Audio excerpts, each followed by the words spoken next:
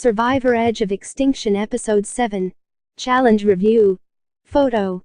Robert Vogt, CBS Entertainment 2019, CBS Broadcasting Incorporated. All rights reserved. Warning.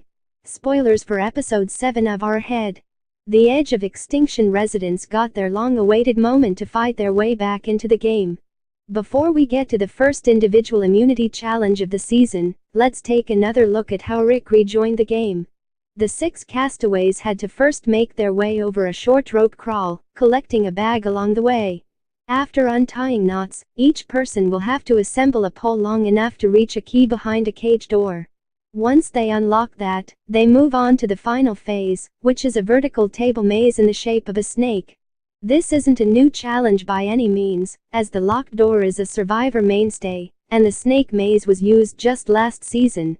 However, the difficulty of this final ball maze always makes this challenge entertaining.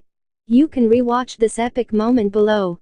Even with Chris's advantage of practicing with a bamboo pole, it was Aubrey who got through the cage door first. Chris and Evans weren't far behind, with Reem and Wendy joining them soon after. It looked like the cage door portion was much shorter and easier than previous iterations. However, because of Chris's disadvantage of 30 knots assigned to him by Keith, the other 4 castaways got a few minutes to get a feel of the maze before Chris joined in. It was Wendy who took the lead early and just dropped before getting it in the hole, doing a great job despite all the ticks she was battling. Then it came down to Chris and Evans. After Chris gained the lead, he dropped just inches away from the finishing hole. With no competition in sight, Rick slowly maneuvered his way into the hole, giving him the opportunity to re-enter the game. Creativity. 1/5 difficulty. 2. 5/5 entertainment value. 4/5 The first individual immunity challenge of the season tested the castaways' balance and endurance. Each player has to stand on a narrow beam while holding a long pole over their heads, balancing a statue at the end of it. At regular intervals, the castaways have to move up their beam, making their platform more narrow. We're used to seeing this type of challenge, but in its original version where the players are holding their poles vertically up in the air, not horizontally over the heads. In fact, both Wentworth and David won a version of this challenge before, but this slightly tweaked iteration has only been featured in Ghost Island. Here's another look at yesterday's immunity challenge.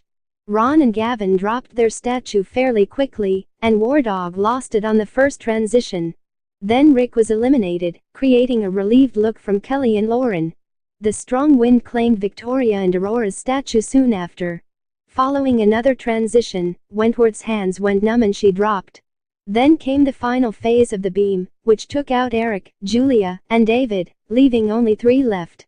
After looking so solid for 40 minutes, Joe lost his balance and dropped his statue. Julie outlasted Lauren, giving the oldest player remaining in the game her first immunity necklace. This is a type of challenge that I find gives the castaways a fairly even playing field.